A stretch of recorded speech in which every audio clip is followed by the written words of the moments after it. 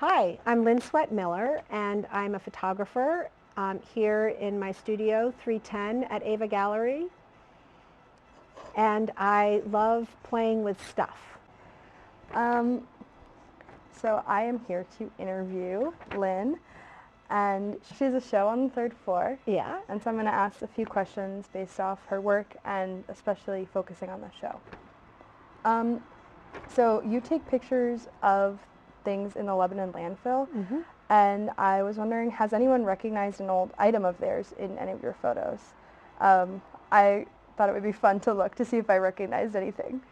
Great question. I love that. Yeah, you know, actually, people have recognized items that are similar. For example, in my shoe tapestry that I have, there's a purple croc, and a bunch of people come in and were like, "Oh my gosh, that could be my croc." And then the sofa that I have in the very entry point. Actually, another woman here said that she thinks that belonged to a former tenant of one of the studios here who left, and when she left, the sofa left with her, and it ended up in the landfill because she recognized it. So that would be kind of cool if it was an AVA sofa. That would be very cool. Yeah. So I read on your website that you visited the landfill at least 45 times between 2019 and 2023.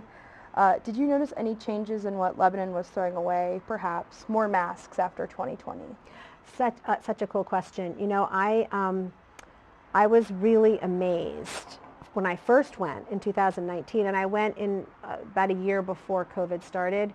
I was more just curious about the whole process and how it worked and the whole landscape and the textures, and I didn't pay as close attention to the specific details of what I saw until about 2 or 3 months before COVID started, and then I really started looking at the ground. And I did see, when I went in the spring of COVID, like all these gloves. And I had seen gloves before, like plastic gloves, but so many more plastic gloves. And the masks were everywhere. You're absolutely right. And I actually have a whole bunch of masks that I photographed. They didn't make it into the show, but it was interesting to sort of see that change. But otherwise, people keep throwing away the same stuff they've always been throwing away. I mean, but like basketballs or soccer balls, toys, those are getting thrown out all the time, every season, all year long, every year.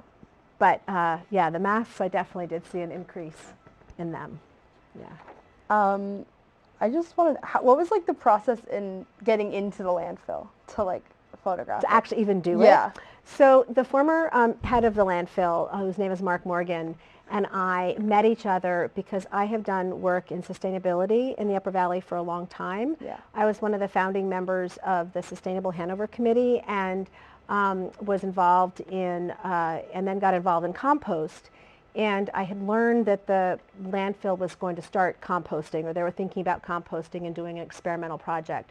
So I went to him on Earth Week of 2000, or before Earth Week of 2019. I was like, "Hey Mark, I know you're starting to do some composting. Could I come and photograph the composting and maybe get to know your landfill a little bit?" And he gave me this full tour, walked me all around, and then he let me shadow somebody who was just taking care of the landfill in general. And I think he saw during that conversation, my incredible curiosity and fascination with the place.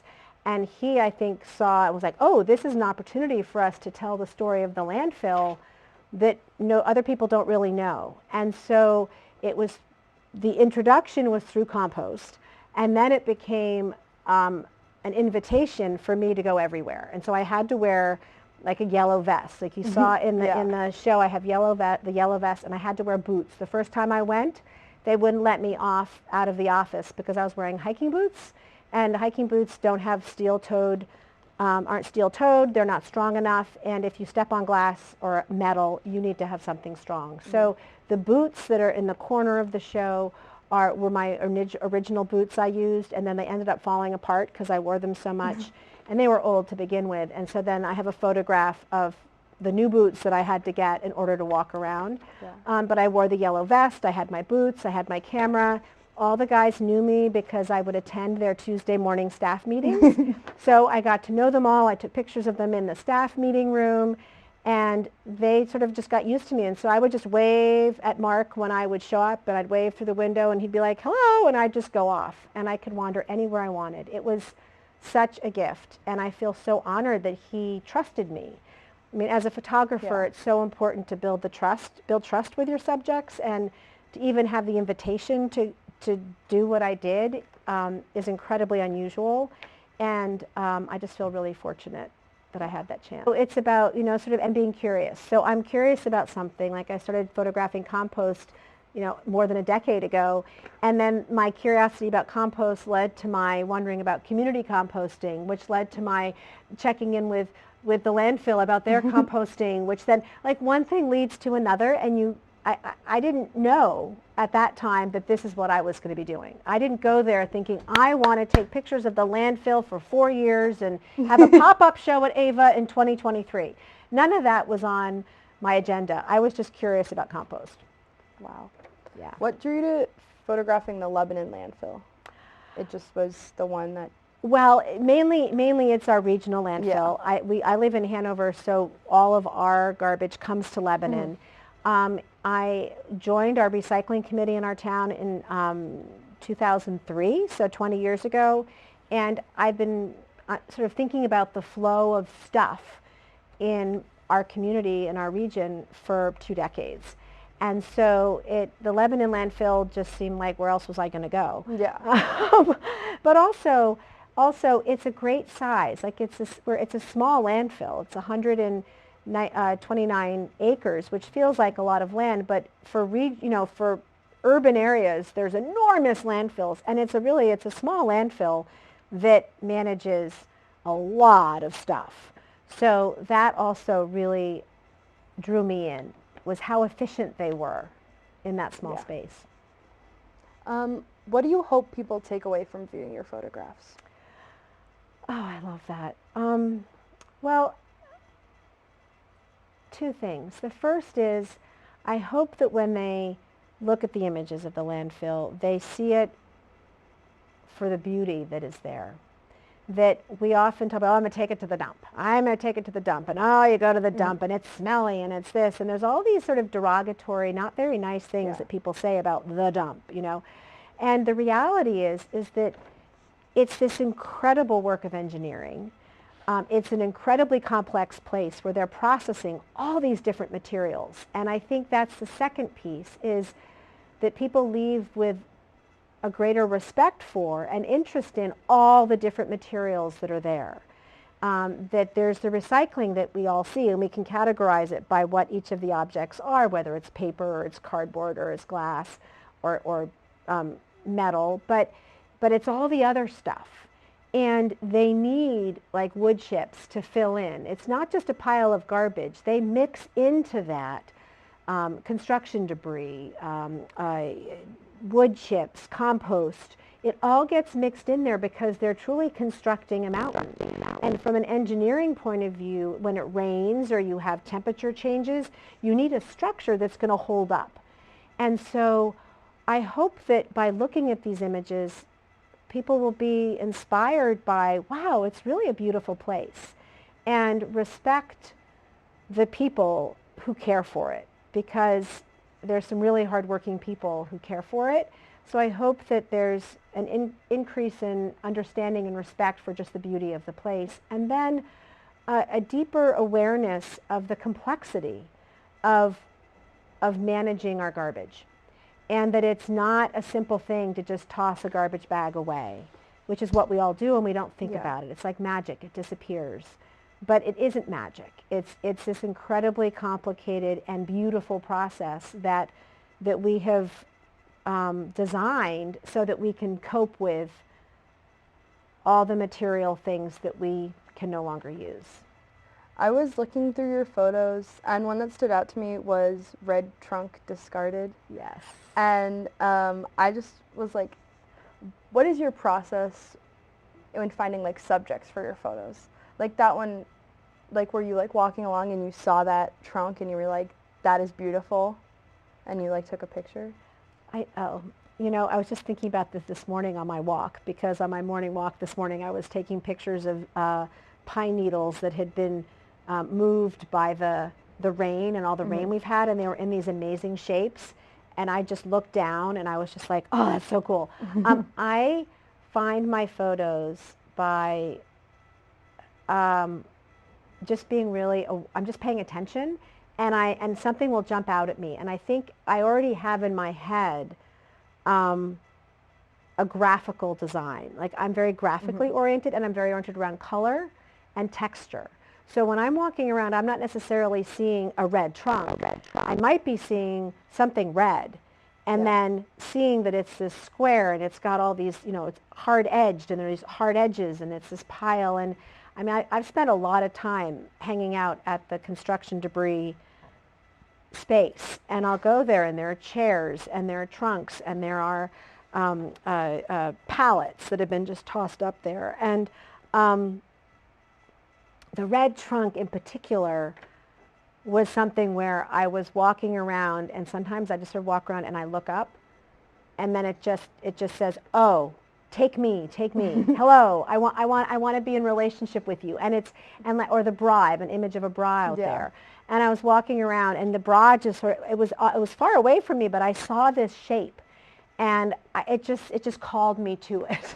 and I think that's in part, I feel like I'm a pretty spiritual person, and I try to be, when I'm in a place, try to not impose myself on it, but let it speak to me. And I found that the more time I spent at the landfill, objects and textures and colors would just call me in. They would just say, come and hang out with me. And so I would sort of go over, and then I would look at one thing, and then right next to it might be something else that would be even more interesting that I hadn't even noticed the first time. But it's this process of awareness and of just paying a lot of attention, really close attention. Wow. Yeah. I think it was very interesting that you photographed the landfill throughout the year, because you could have just gone once. So over years and throughout all the seasons.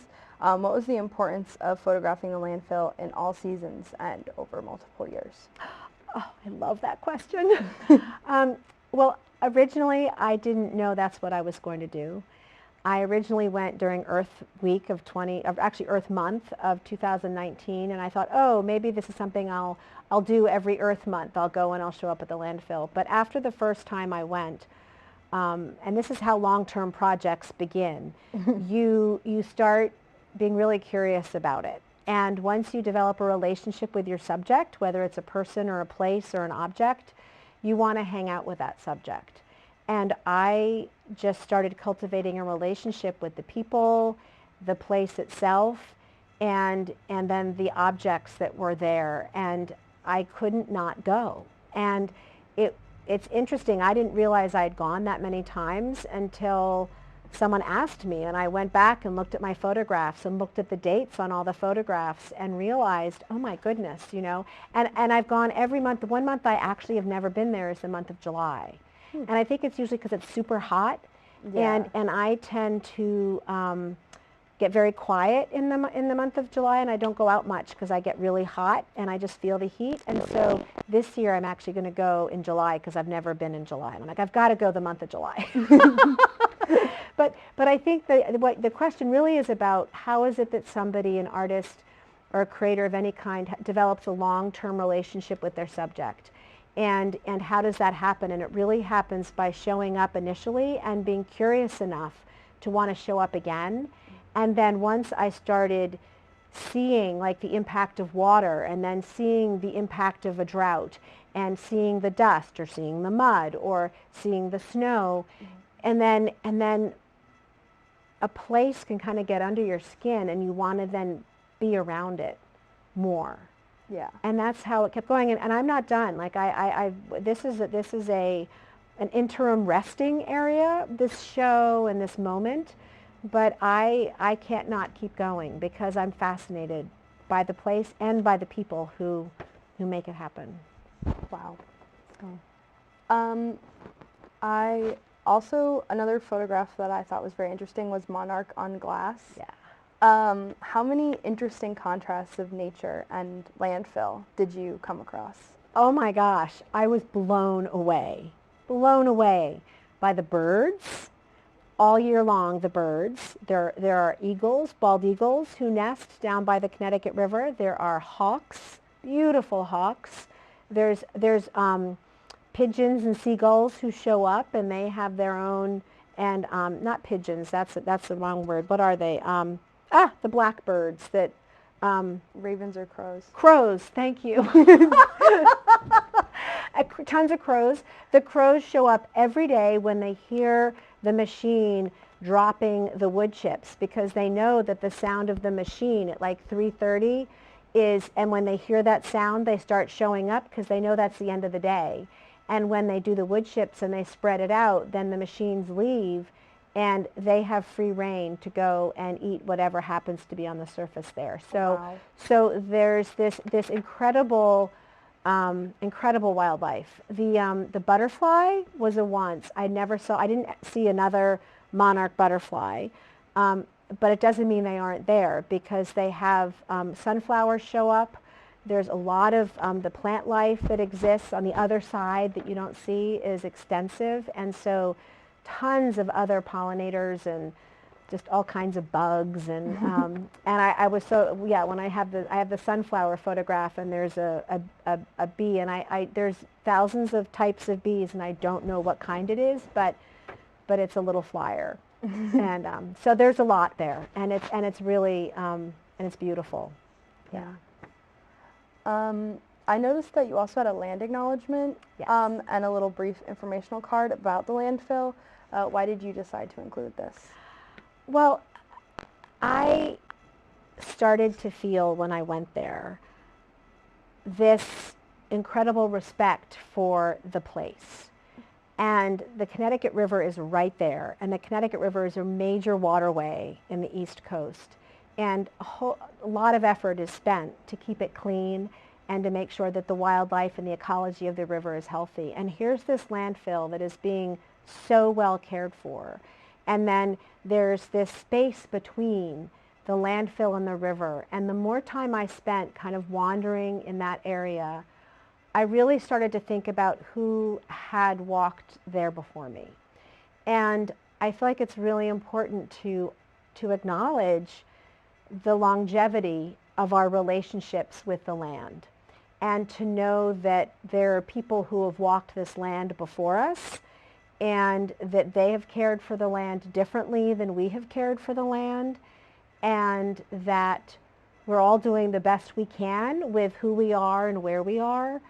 But if we don't really honor what's been before us and will come after us, and honor sort of the complexity of the place where we are, I think we're really missing out on one part of that story. It's why I call the show 370 North Plainfield Road. I'm giving it a specific address. There's a place and it has an address. It's not just the dump, right? It's a place and it has its own number, and it's a spot that's a geographical thing. There's the place itself is part of a much larger history. And I'm really curious about, and I'm continuing to explore this relationship that we have with the places we inhabit. And I started to feel something spiritual and something deep about the stories that were being buried in that landfill. And I felt it was something sacred. And I felt like the land itself deserves, and the place itself deserves all the honoring we can give it. And whether it's land acknowledgement or it's just saying thank you every now and then, it feels important to me to do that. Yeah. Yeah. As I looked around your show, I noticed that photographs are not the only thing you have displayed, that you had a pair of boots, a vest, there was a jar with flowers. Yeah. How do these items add to your show? They were sort of last minute, ooh, I need to include these. As I mentioned earlier, this is the first time all these images have been on the wall together, and I've printed them and kind of had them all out to experience. And I'm really interested in the materiality of, like, the paper I use to print on. Yeah. And I'm interested in the idea of threading images together of shoes with shoelaces. Like, there's something really cool about that. And the more I started working with both the visual media and the images themselves, the stories they're telling, I realized that I really wanted to make them more three-dimensional and bring them to life. And I actually use my boots, for example, that have flowers in them. Those boots were the boots I actually wore to go to the landfill, and I don't throw my boots away. I actually use them as planters at home. So the fact they have plants in them is exactly what I do at home, and I don't throw my boots away. And they're part of the story. So there was something really nice about that. And then bringing in the flowers was like this last-minute decision, but I'm so glad I did, and I need to bring them back because they need to be replaced. But those daisies were just so perky and hanging out, and I'm like, those daisies need to come in and be part of the show because I want people to feel that sense that it's a place that's alive and it's beautiful. And so I wanted to make the show itself feel that it was alive and beautiful too. Wow. Yeah. Those are all the questions that I have prepared. Okay. Do you have any other little things you want to say about your work or? Well, I think what I really would love to say, and since we are here at AVA and I am here, I have this incredible studio, I would love to say that, I don't think I would have created this show if I hadn't been here. That I wouldn't have had the creative freedom to imagine myself creating such a show if I hadn't been in this space. And I used to work in the basement of our house. I had stuff all over the place. It was a beautiful space in its own way, but it felt very cramped, and I didn't feel, I just didn't have the same level of creativity that I seem to have when I'm here. And I just feel so fortunate to be part of the AVA community and to be in this building. I love the fact that this used to be a place where they made overalls. Because I have a sewing machine over here. I'm starting to sew my photographs together. I just love the sound of the sewing machine, and I can almost sit here and imagine the people here sewing those actual overalls. And so I feel this deep, just sort of this connection to the place of this building and this space that has really given me it's given me a lot of support, and I'm just really grateful to the organization and to this physical building for existing. And I have no idea where this will lead or what I'll do next. But my mother died a year ago, and when I was coming here to sign the lease, which was this huge commitment, she actually, the monarch comes into this. She's shown up to me as a monarch butterfly at different times. And I was coming here to sign the lease, and a monarch butterfly flew in front of my car, and I was at a stoplight on the bridge over 89. Monarch butterflies don't hang out in that concrete area, but this monarch flew by, and I think that's also one of the reasons I put the monarch into the show on the glass, is that I feel like this is just a really special place, and I know that my mother was a phenomenally creative person, and I think she would have liked to have had her own studio too, but never did. So I just feel really grateful to be here, and I'm excited about this.